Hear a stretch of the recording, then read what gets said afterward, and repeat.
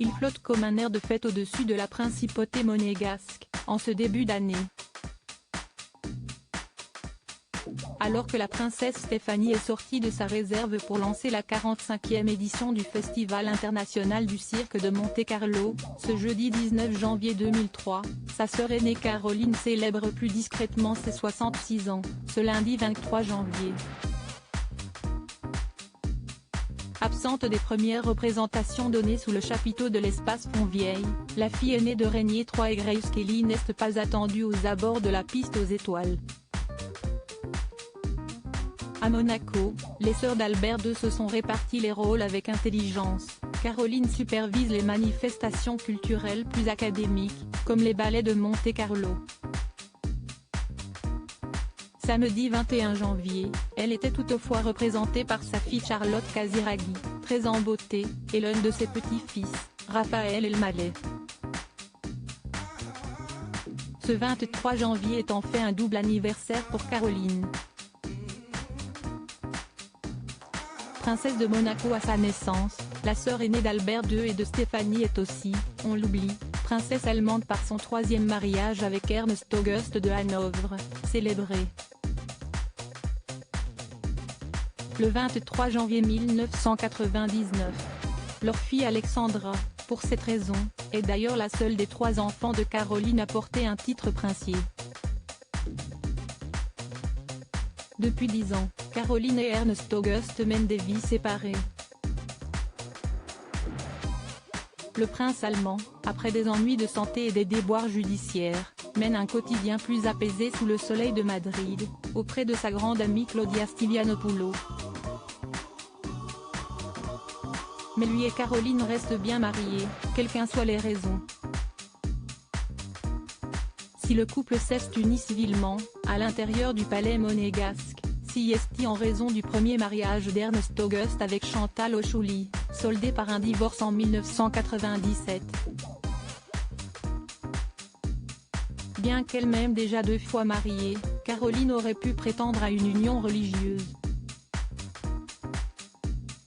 Son premier mariage avec Philippe Junot annulé par le Vatican. Le tout premier mariage de la princesse avec l'homme d'affaires Philippe Junot a en effet été annulé, après seulement 2 ans de vie conjugale, mais plus de 10 ans de procédure, en 1992. Le couple s'était rencontré dans une discothèque new-yorkaise, en 1977, et avait décidé d'officialiser leur amour sans trop attendre, en 1978. Malgré les réticences de Régnier III et de la princesse Grace. Erreur. La réputation de séducteur de Philippe Junot a vite raison des vœux d'amour éternel. En 1980, le playboy et la princesse se séparent. En raison de la brièveté de leur mariage et de son manque de discernement au moment de l'épouser, à l'âge de 21 ans, Caroline demande au Vatican la nullité des noces. Rare requête validée par le Saint-Siège au début des années 90, donc. Supérieur à retrouver ici les hommes qui ont marqué la vie de Caroline de Monaco, veuve de son deuxième époux Stefano Casiraghi en 1990 quand la princesse rencontre l'industriel italien Stefano Casiraghi. Durant l'été 1983, sur l'île de Cavallo, elle est bien plus sûre de ses sentiments. Elle est d'ailleurs enceinte de leur fils aîné Andrea, quand elle l'épouse à Monaco, en décembre 1983.